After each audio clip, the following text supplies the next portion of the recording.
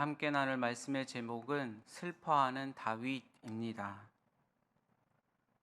어제까지 우리는 예배소서 말씀을 보았습니다. 그리고 오늘부터 사무엘하 말씀을 함께 나누려고 합니다. 사무엘하의 주인공은 다윗입니다. 다윗은 하나님의 마음에 맞는 사람이었습니다. 하나님께서는 그런 다윗을 통하여서 하나님의 뜻을 이루어 가십니다. 사무엘하 말씀을 함께 묵상하면서 우리도 다윗과 같이 하나님의 마음에 맞는 하나님의 자녀들이 되시길 소망합니다. 우리 말씀 사도행전 13장 22절의 말씀을 함께 보겠습니다. 함께 읽겠습니다. 패하시고 다윗을 왕으로 세우시고 증언하여 이르시되 내가 이새의 아들 다윗을 만나니 내 마음에 맞는 사람이라 내 뜻을 다 이루리라 하시더니. 오늘 본문은 다윗의 모습을 통해서 어떠한 사람이 하나님의 마음에 맞는 사람이 될 수 있는지에 대해 보여주고 있습니다. 자신의 이익을 위해서 과정하거나 거짓말하지 않고 하나님을 두려움으로 하나님의 사람을 잘 섬김으로 하나님께 영광이 되고 하나님이 주시는 영원한 생명과 풍성한 복을 누리시기 바랍니다. 본문은 사울 왕이 죽음 직후에 있었던 일을 전해주고 있습니다. 그것이 사무엘하 1장 1절의 말씀입니다. 우리 함께 읽겠습니다.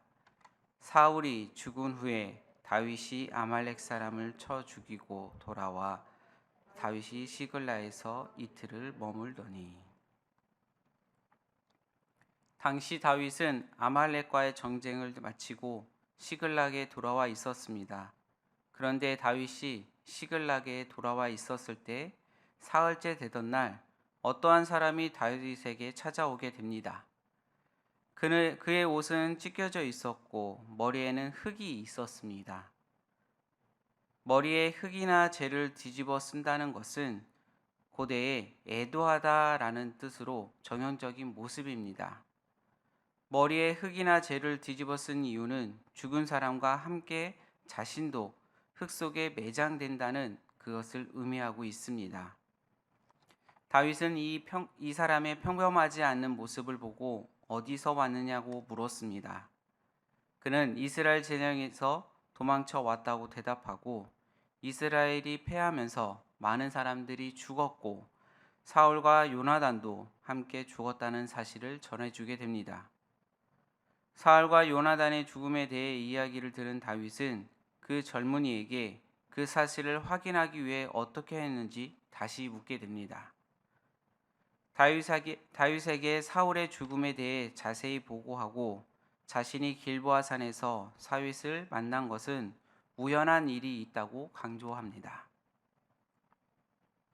자신이 보니 사울은 창에 기대어 있었고 사울의 뒤에는 블레셋 병거와 기병대가 그를 쫓아오고 있었다고 말합니다. 그때 사울 왕이 자신을 불렀고 그래서 자신이 사울 왕에게 다가갔더니 자신이 고통이 심하니 자신을 죽여달라고 요청했다고 말합니다.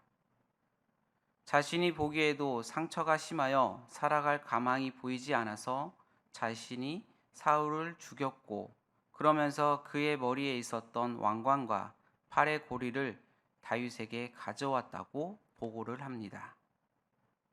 아마도 이 청년은 사울을 죽여 그의 왕관과 팔찌를 다윗에게 가져가면 다윗이 자신을 선대할 것이라고 기대했을 것 같습니다. 다윗을 오랫동안 괴롭혔던 사울을 자신이 죽였다고 보고하면 다윗이 자신에게 상을 베풀 것이라고 생각했습니다. 그러나 상황은 아말렉 소년이 기대했던 것처럼 진행되지 않았습니다.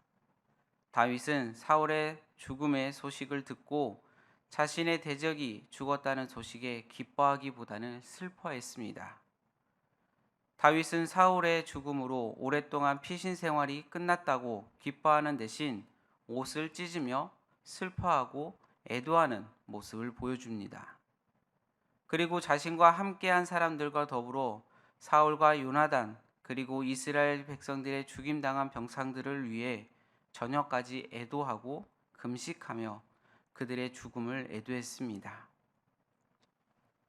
이러한 다윗의 모습은 아말렉 소년이 생각했던 모습과 완전히 달랐습니다. 이 모습을 통해 우리는 다윗의 믿음을 확신할 수 있습니다. 만일 다윗에게 인생의 목표가 왕이 될 것이라는 그것을 가지고 있었다면 지금 다윗은 기뻐하고 뛰었을 것입니다. 그러나 그가 듣고 있던 전쟁의 소식은 이스라엘, 곧 하나님의 백성들의 패배 소식이었고 하나님께서 기름 부으신 사람이 죽었다는 보고였으며 특히 자신이 목숨처럼 사랑했던 요나단의 죽음 소식이었으므로 다윗은 기뻐할 수 없었습니다. 그래서 다윗은 애통하며 슬퍼했던 것입니다. 다윗은 자신의 입장에서 판단하여 기뻐하거나 슬퍼하는 대신 하나님의 관점에서 그 상황을 판단하는 사람이었습니다. 다윗은 한편으로 애도하고 한편으로는 사건을 전한 젊은이를 처단합니다. 다윗이 오랫동안 간직하고 있었던 기준, 곧 하나님의 기름 부은 사람을 죽여서는 안 된다는 기준에 따라 사울을 죽인 이 젊은이를 처형했던 것입니다. 사실 이 아말렉 젊은이가 사울을 죽였다는 것은 다윗에게 사울이 적이었을 거라고 착각했던 것입니다. 그래서 자기가 사울을 죽였다라고 하면 더 큰 상을 줄 것이라고 자기만의 생각에 빠져 있었습니다. 자신이 어떻게 말하는 것이 더 큰 이득이 될 것인지를 생각하고 가장하고 거짓말을 한 것입니다. 즉 욕심으로 인해 그는 죄를 지었고 그 죄가 결국 그를 죽이게 된 것입니다. 그는 자신의 거짓말 때문에 죽임을 당하게 된 것입니다. 이 모습이 사울과 다윗의 차이점입니다. 사울 왕은 아말렉을 진멸하라는 하나님의 명령을 순종하지 않았습니다. 자신에게 유익될 만한 것들을 남겨두었습니다. 그러나 다윗은 단호하게 아말렉 젊은이를 처형했습니다. 사울의 죽음에 대한 다윗의 반응을 생각해 볼 필요가 있습니다. 다윗은 사울의 죽음이 자신에게 어떠한 유익이 될 것인지를 생각하지 않았습니다. 도리어 하나님께서 기름 부어 세운 사람이 죽었고 하나님의 백성들이 이방 민족에게 패였다는 사실을 더 크게 여겼습니다. 그래서 기뻐하기보다는 애곡하면서 다른 군사들과 더불어 금식하고 애도하는 반응을 보여주었습니다. 이것이 하나님의 백성들의 모습입니다. 어떤 사건을 나의 유익의 중심으로 판단하는 대신 하나님의 관점에서 판단해야 합니다. 하나님의 뜻이 이루어지고 하나님께서 영광 받으시는 상황인지를 기준으로 판단할 수 있어야 합니다. 또한 오늘 우리의 마음의 중심을 어디에 두어야 하는지도 깨닫게 합니다. 우리의 마음 속에 욕심이 있고 다른 꿍꿍이가 있고 허영과 교만이 있을 때 우리는 우리에게 다가오는 거짓 메시지에 우리의 마음을 빼앗기고 맙니다. 그러나 우리가 하나님의 뜻대로 온전히 서고자 할 때, 정직하고 바른 믿음을 가지고 있을 때 우리는 좌로나 우로나 치우치지 않고 온전한 삶을 살 수 있게 됩니다. 다윗의 입장에서 사울은 더 큰 위협의 대상이었습니다. 사울은 권력과 무력을 가진 왕이었고 다윗을 항상 죽이려고 했습니다. 그래서 인간적으로 생각하면 다윗은 기회만 있다면 사울을 죽이는 것이 당연한 일처럼 보이고 사울의 죽음이 다윗에게 기쁨으로 여겨질 수 있을 것입니다. 그런데 다윗은 사울을 죽일 수 있는 기회가 여러 번 있었음에도 불구하고 사울을 죽이지 않았습니다.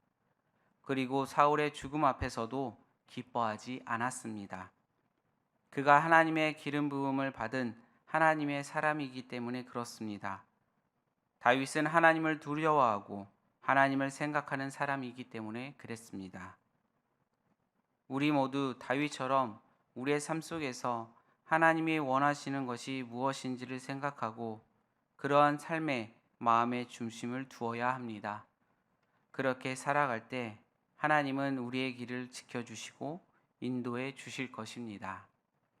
오늘 함께 나누는 사무엘하 1장의 말씀은 사울과 요나단의 죽음으로써 다윗이 보여주는 마음과 그 모습들입니다. 그는 하나님의 사람을 버리지 않고 애도하면서 그 죽음을 안타까워하는 모습을 통해 우리도 하나님의 사람들처럼 하나님의 자녀들이라면 당연히 이러한 모습을 보여주어야 합니다. 아무리 내가 가진 것이 있더라도 또한 내 믿음이 앞서는 모습 속에서도 다른 이들을 애도하고 슬퍼하고 그들을 위로하는 모습이 오늘 여러분이 있기를 소망합니다. 그러한 믿음을 가지고 마음을 가지고 더불어 오늘 하루 승리하시는 여러분들이 되시길 소망합니다. 함께 기도하겠습니다. 사랑의 하나님, 오늘 하루 우리의 시간마다 판단을 내리며 살아가야 합니다. 우리가 하나님의 뜻에 맞는 아름다운 판단할 수 있도록 우리를 도와주시옵소서.